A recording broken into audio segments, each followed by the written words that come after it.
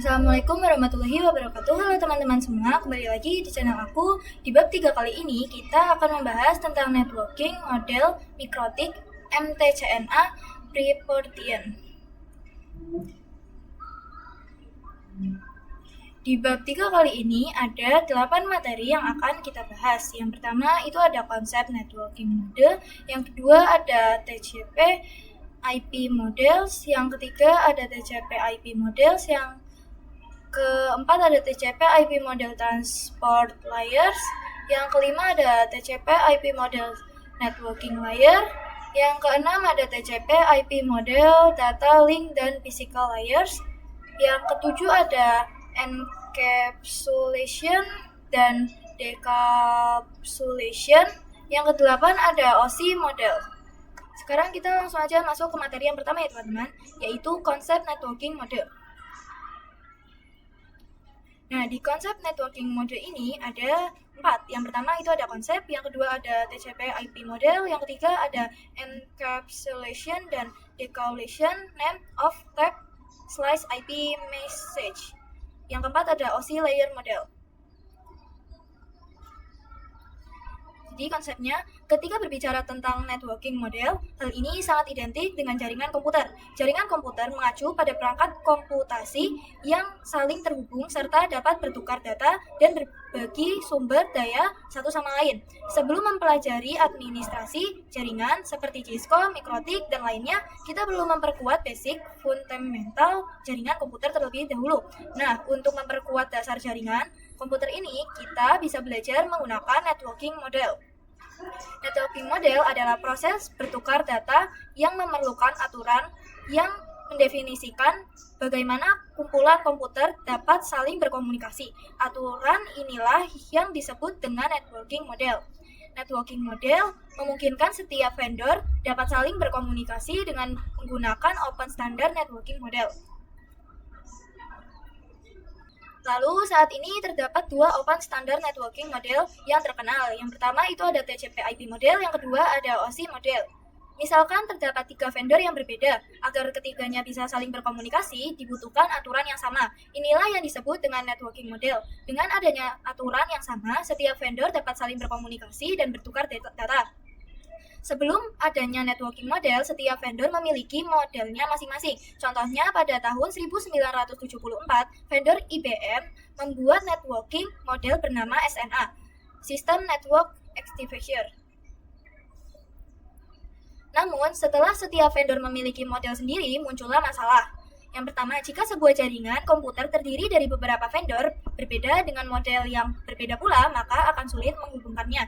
Yang kedua, untuk itulah dibuat open networking model agar setiap vendor dapat berkomunikasi melalui standar yang sama. Tujuannya adalah untuk menjembatani antar vendor sehingga mereka bisa saling terhubung. Networking model yang digunakan bisa berupa OSI model atau TCP IP model. OSI model dibuat oleh lembaga ISO, TCP IP model dibuat oleh lembaga DoD. OSI model umumnya digunakan untuk media pembelajaran, sementara TCP IP digunakan secara praktis di dunia nyata. Dengan adanya open networking model, kini vendor seperti Cisco, IBM, maupun mikrotik dapat saling berkomunikasi dengan lancar karena mengikuti aturan yang sama. Lalu selanjutnya itu ada TCP IP model. TCP IP model adalah jenis networking model yang saat ini paling umum digunakan. Model ini mendefinisikan protokol agar antar komputer bahkan yang berbeda jaringan dapat saling berkomunikasi. Untuk membantu pemahaman, setiap networking model dibagi menjadi beberapa layer atau lapisan. Secara dokumentasi, TCP atau IP model terdiri dari 4 layer. Yang pertama itu ada application, yang kedua transport, yang ketiga ada internet, yang keempat itu network access. Lalu selanjutnya ada TCP IP model application layer. Kamu bisa mencari. Lalu selanjutnya ada TCP IP model application layer. Teman-teman bisa mencari revisi di situs https://cemcorner www.ordpress.com yang membahas artikel tentang network model. Jaringan komputer adalah suatu yang rumit dan kompleks, mulai dari perangkatnya, media penghubungnya, hingga aplikasi yang berjalan di dalamnya.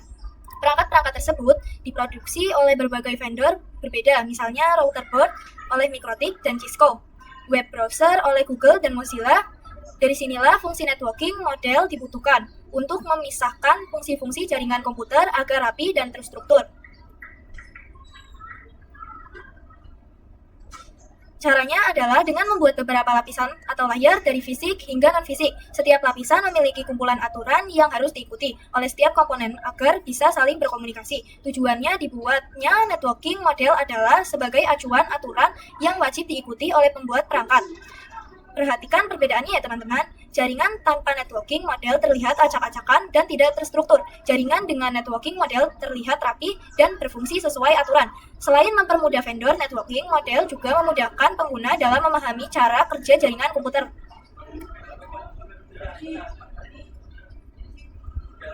Lalu selanjutnya ada TCP/IP model transport layer. Transport layer berfungsi untuk menyajikan layanan data ke application layer atau melakukan transfer data. Terdapat dua protokol utama di layer ini. Yang pertama itu ada TCP, yang kedua ada UDP.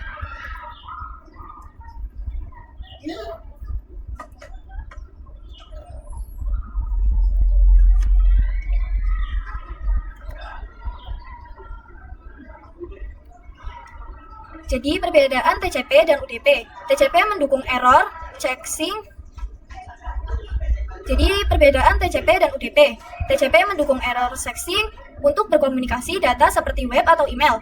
Kalau UDP digunakan untuk video streaming, gaming, dan aplikasi yang membutuhkan kecepatan lebih tinggi tanpa banyak pemeriksaan error. Salah satu fitur penting di TCP adalah error recovery maximization.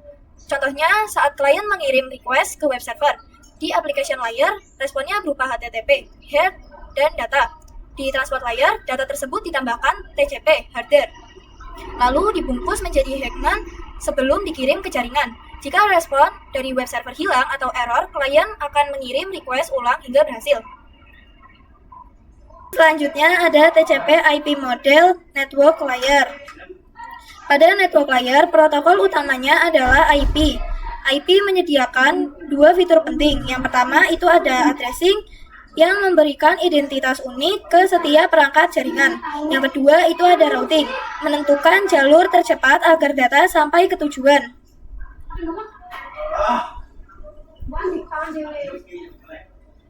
Setiap perangkat jaringan membutuhkan alamat unik yang disebut IP address. IP address memiliki dua versi. Yang pertama itu ada IPv4 Setiap perangkat jaringan membutuhkan alamat unik yang disebut dengan IP address. IP address memiliki dua versi. Yang pertama itu ada IPv4 yang terbagi menjadi 4 blok, masing-masing 8 bit. Jumlah maksimal host 4294 967 296. IPv6 yang terbagi menjadi 8 blok, masing-masingnya 16 bit. Jumlah maksimal hostnya itu ada 340, 282, dan 920. Ini termasuknya sangat besar ya teman-teman. Contohnya komputer 1 itu 192.168.1.1.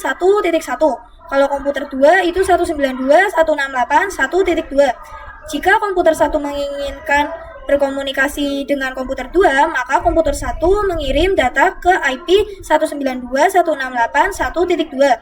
Yang kedua itu ada routing. Routing bekerja layaknya kantor pos yang mencari route tercepat agar paket data sampai ke tujuan. Contohnya paket A dan paket B dikirim melalui beberapa route. Sistem akan memilih route yang paling efisien agar sampai ke tujuan dengan cepat. Lalu selanjutnya ada TCP/IP model data link layer dan physical layer.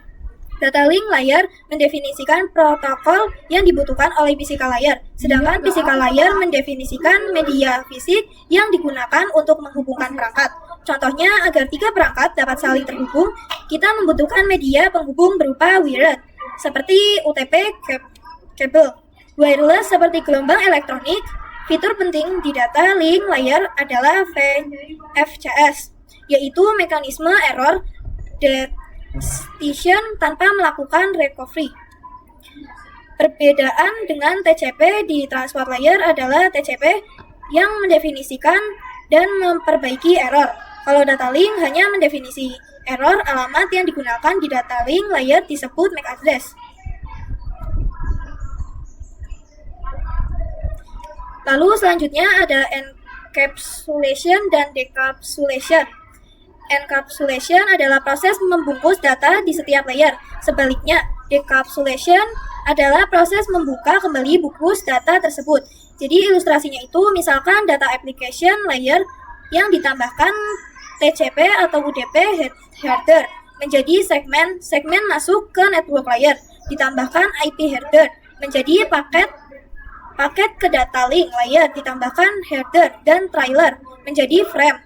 Di physical layer dikirim sebagai bit 0 dan 1. Proses dari mengirim disebut encapsulation. Saat data diterima, lapisan-lapisan header dihapus satu persatu dengan decapsulation sampai data asli diterima oleh receiver. Lalu yang selanjutnya itu ada OSI model. OSI model dibuat oleh ISO pada tahun 1984. Model ini muncul karena sebelumnya setiap vendor memiliki sistem sendiri, sehingga komunikasi antar vendor sulit dilakukan. Dengan adanya OSI model, komunikasi antar vendor menjadi lebih mudah karena ada standar minimum yang disepakati. OSI model layers.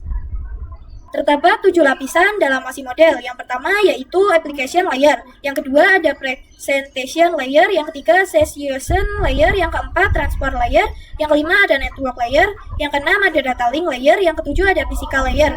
Sedangkan pada TCP atau IP model hanya terdapat 5 layer. Yang pertama ada application, dan yang kedua itu ada transport, yang ketiga network, yang keempat data link, yang kelima ada physical. Perbedaan utama adalah pada application layer di OSI model yang dipecah menjadi 3 bagian. Yang pertama itu ada application, yang kedua presentation, yang ketiga session. Pada PDU, layer 7 PDU, layer 6 PDU, yang kelima itu PDU, yang keempat segmen, yang layer 3 itu paket, yang layer 2 itu frame, yang layer 1 itu bit. Sekian dari saya, sampai jumpa di pembahasan berikutnya. Wassalamualaikum warahmatullahi wabarakatuh.